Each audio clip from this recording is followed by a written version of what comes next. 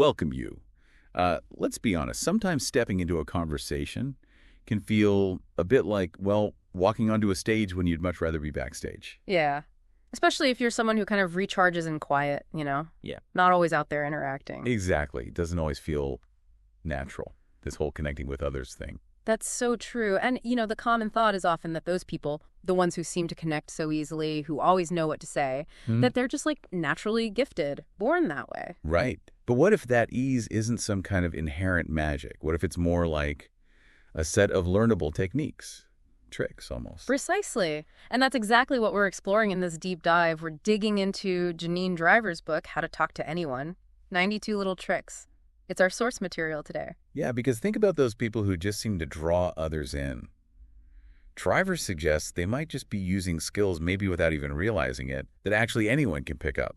And our goal today is really to pull out those skills, specifically thinking about, well, you, the listener who might be more introspective. I want to find those practical, actionable things, techniques you can use to boost your communication. Right. Without feeling like you're putting on some kind of act or just totally draining your battery. It's about building real confidence, genuine connection, but in a way that actually fits who you are, respects your energy. Because these skills, these tricks, as Driver calls them, they really can make a difference everywhere, can't they? Oh, totally. Friendships, maybe romantic stuff, definitely career things, getting hired, getting promoted. Client relationships, too, customer loyalty. It all comes back to how well you connect. Okay, so let's start unpacking these techniques. Mm-hmm. Where should we begin? Maybe even before words are exchanged. Nonverbals. Yes, perfect place to start. Because Driver really emphasizes this in those first few moments before you even say hello. Over 80% of the impression you make, it's based on how you look and how you carry yourself. 80%. Wow. That's a lot. It really is. She tells the story about an artist, Bob, who could apparently just look at someone, their clothes, their posture, how they moved, and get a real sense of their personality. Like he could see Clinton's boyishness or Bush Sr.'s awkward shoulders just from observation. Exactly. Reagan's charm, Nixon's furtive head tilt, it's all communicated silently. Okay, so how do we use that? Let's break it down. Posture, maybe. Definitely posture. Driver stresses how standing tall, head up, shoulders back but relaxed just screams confidence. Makes you look like, what does she call it, a somebody? Yeah, looking like somebody.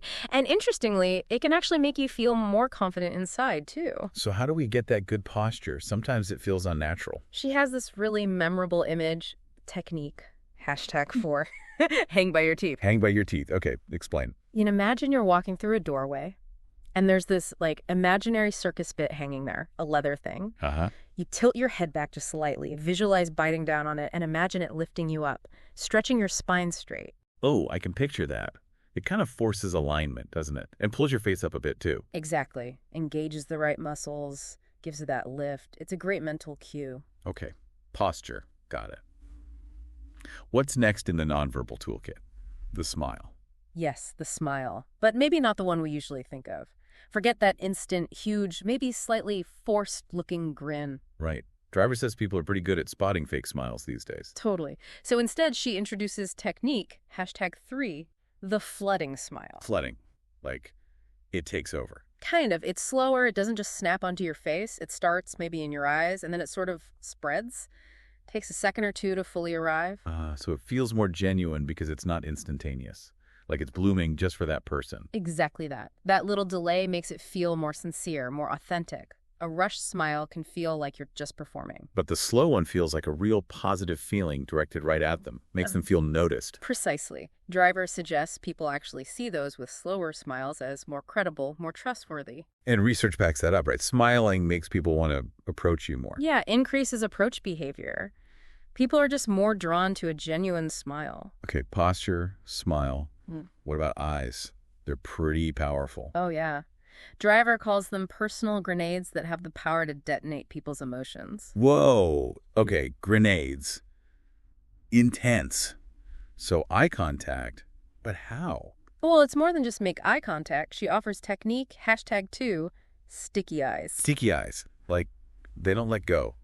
It sounds a bit much. Hey, not quite like that. It's subtle. It just means holding eye contact maybe an extra second or two when you first meet someone or when you're making a point. Just a little longer than usual. Exactly. Not staring them down. That's uncomfortable. But that extra beat, it signals you're really tuned in, that you value what they're saying. It builds rapport fast. Makes them feel heard, seen, which feels good. Right. And importantly, especially maybe for introverts, it doesn't have to be super intense.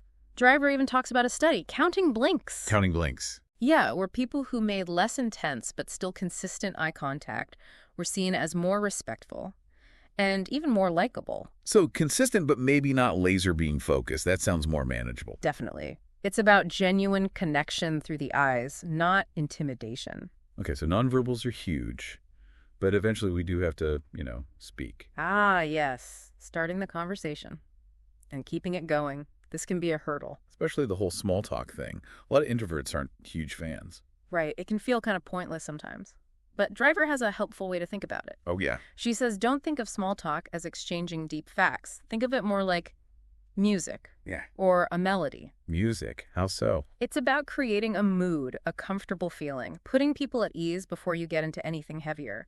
For introverts, it lets you sort of gauge the vibe first. Okay, like setting the stage. So how do you start that music? One way is technique, #10, make a mood match. Before jumping in, just observe the other person. What's their energy like? Upbeat, calm, tired. Yeah.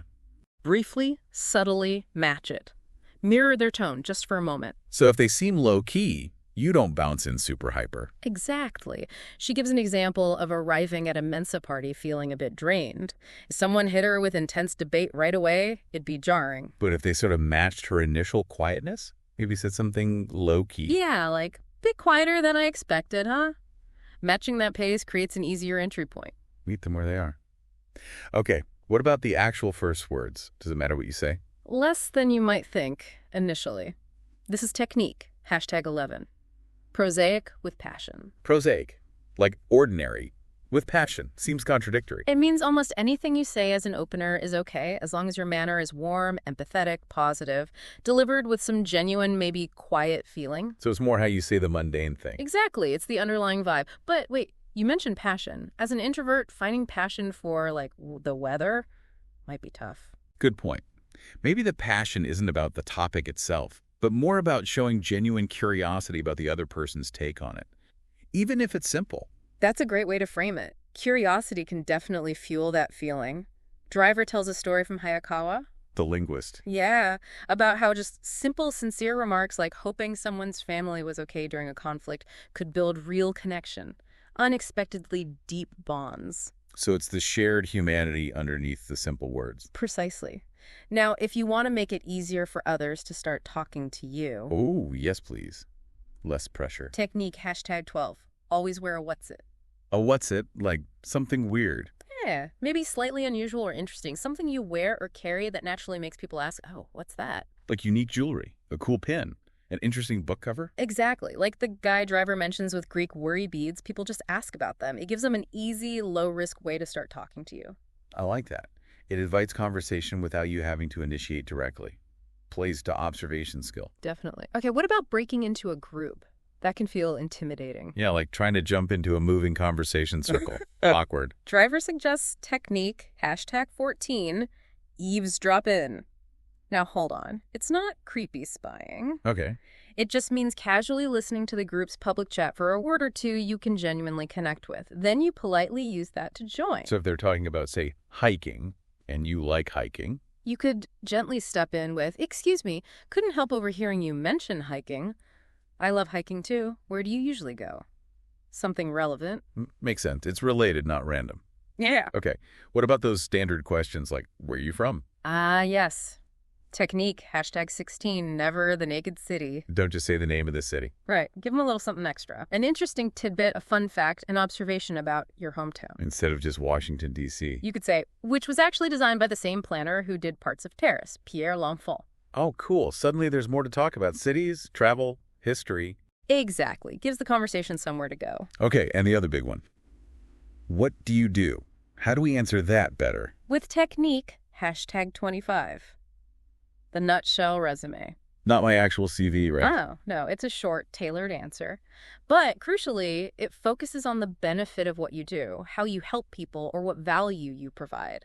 Not just the job title or tasks. Right. She contrasts hairdressers kind of dry with... I help people find the perfect hairstyle that boosts their confidence.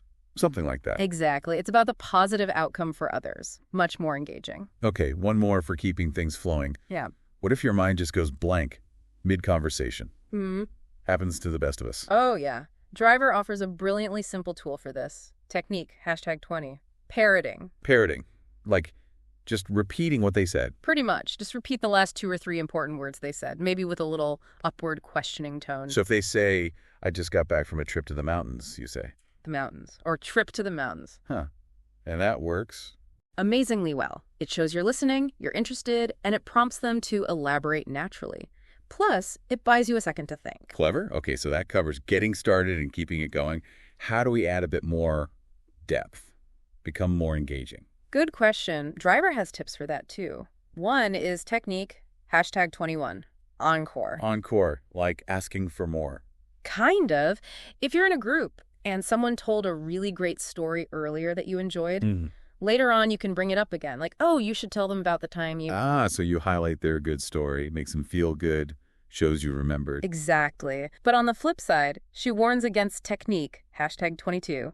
Never the naked truth. Meaning, don't be too honest. Not exactly. It's more about not oversharing negative stuff or deep personal problems too early on with someone new. Right. Build trust first. Dumping all your issues on a new acquaintance can be a lot. Yeah, it can push people away. Gradual sharing is usually better. Makes sense. What else helps engagement? Just being generally informed. Technique, #23. Read the headlines. Keep up with current events. Basically, you don't need to be an expert on everything, but having a general sense of what's happening gives you more conversational options and shows you're, connected to the world. Okay. And then there's how we actually sound. Driver talks about vocabulary. She does. Technique, #27. Vocabulary victorious. Using bigger words.